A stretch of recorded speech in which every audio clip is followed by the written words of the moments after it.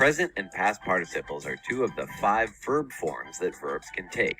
For example, say we have the verb swim.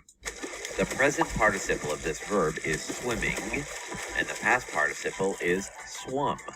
Well, say we have the verb laugh. Well, the present participle of this verb is laughing, and the past participle is laughed.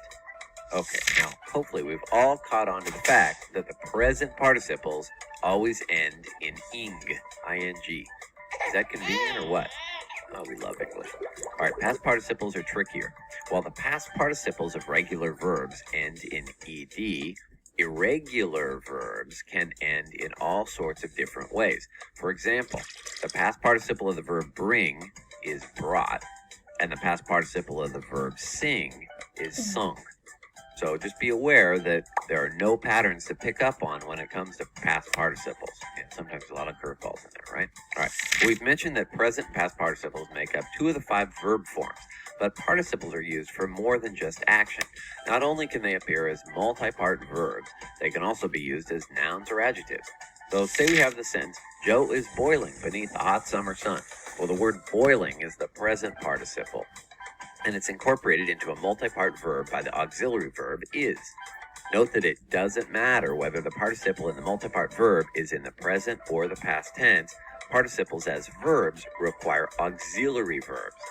So we can take our sample sentence, Joe is boiling beneath the hot summer sun, and change it to read, Joe was boiling beneath the hot summer sun, or Joe has boiled beneath the hot summer sun, or Joe was boiled by the hot summer sun.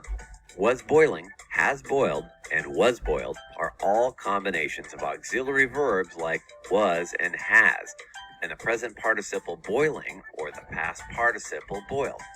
Got all that? All right. So let's look at what happens when an irregular verb wants a piece of the action.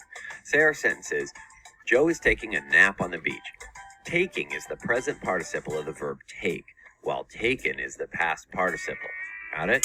So with this particular irregular verb, we can change our example to read, Joe was taking a nap on the beach, or Joe has taken a nap on the beach. No matter what combination of auxiliary verbs and present and past participles we use here, napping on the beach is a great way for a lifeguard to get fired. Right, Joe?